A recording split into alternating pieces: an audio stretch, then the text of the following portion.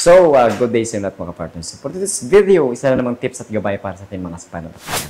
At syempre, para doon sa mga nangangarap na makapasok dito sa ating bureau, lalong-lalo sa BGMP. Okay, so ngayong araw ay meron na naman tayong topic no, galing sa isang katanungan ng ating isang kapartners. Okay, so ang kanyang tanong ay, okay, so, sir, hindi na ba kailangan mag-promotional exam pag Pinology passer ka? Ayan. So, naging interesting yung kanyang katanungan mga kapartners. At syempre, para maging aware nito sa mga aspirant applicant natin. At syempre doon sa mga newly applicant natin. Okay? Okay, at pasensya na mga kapartners, natagalan tayo sa pag-upload ng mga tips at gabay natin. Gawa ng tayo ay nadisgrasya sa motor, no? Dahilan ng ating pagkadisgrasya ay doon sa mga asong gala. Okay? So, hindi natin akalain na bigla na lang may tatawid sa atin, no? At hindi natin naiwasan. So, nabangga natin yung aso. At konti na naman, mild lang naman yung ating napala, no? So, nabalian tayo o napilayan tayo sa daliri, sa paa, may gasgas tayo sa tuhod, mga partners. Okay, so, by the way, thankful pa rin tayo at mild lang yung napala natin doon sa accident na nangyari sa akin. Okay? So, syempre mga partners, back to topic tayo. Okay? Bago ko sasagutin yung katanungan ng ating kapartners na yan, ay ipapasok ko muna yung ating intro. Let's go!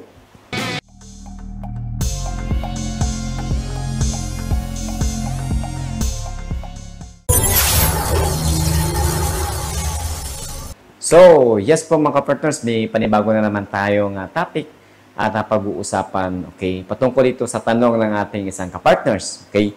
So, ang tanong niya kasi, kapag Pinology passer ka ay hindi ka na ba required mag-take ng promotional exam, okay?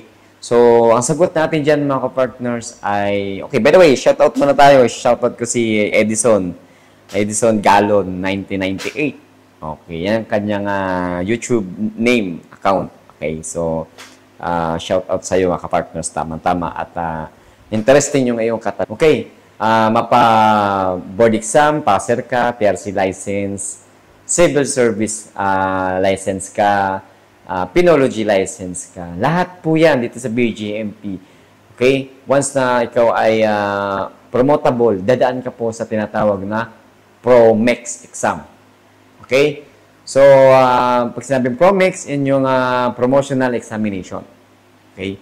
Mapa JO1 to JO2, promotional, dadaan ka po, magpo-PROMEX ka po muna. Okay? JO2 to JO3, magpo-PROMEX ka rin muna, mga kapartners. Okay? So, dito, mga partners, kahit na board passer ka, kahit na civil service professional passer ka, license ka, or Pinology ka, okay, mga partners, ay dadaan ka po sa proseso bago ka ma-promote sa promotional examination. Yes po. Mandatory yan. Mandatory talaga na may exam. Dahil, dyan po, sinasala, syempre. Okay? Sinasala kung sino-sino talaga yung karapat-dapat na ma-promote this year. Okay?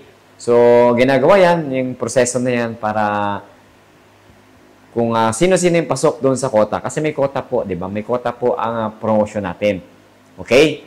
From, for example, sa JO1 to JO2, promotional, okay? Ang quota, for example, is 120. Okay? So, ang mapopromote sa JO1 is more than 1,000. So, kailangan po, sasalain muna. Okay? Sasalain kung sino-sino yung mga karapat-dapat na pumasok doon sa quota ng 120. Okay? Sa tanong ng ating kapartners na kung exempted na ba ang Pinology passers, ay hindi po. Wala. Kung isa ka kapartner sa mapopromote, okay, dadaan ka talaga sa promotional examination. Okay? Walang exempted dyan. Walang eligibility exempted dyan. Kasi po, yan po talaga ang procedure o process, okay, bago ka ma-promote. Dadaan ka muna sa examination. Para, syempre, sabi ko nga kanina, ay dyan sinasala, okay, kung sino-sino yung karapat-dapat na ma-promote kapartners. Ayan. So, sa'yo, Edison, thank you at so naging interesting yung inyong katanungan. At syempre, para maging aware din yung ating mga kapartners. Okay? Baka isipin kasi nila, once na Pinology passers ka, okay, ay, exempted ka na sa anuman promotional exam. Okay? So, sa mga nagdadalawang isip, sa naguguluhan dyan, naway naging malinaw po Okay? Yung aking explanation. Okay? So, dito mga partner sa videos na ito, okay, sasagutin ko ang inyong mga katanungan ayon sa aking naging experience, ayon sa aking sakop ng kaalaman. At syempre, sakop ng aking nare-research. Okay? So mga partners, kapag meron pa kayong katanungan, no, na gustong malaman, okay, feel free to comment below.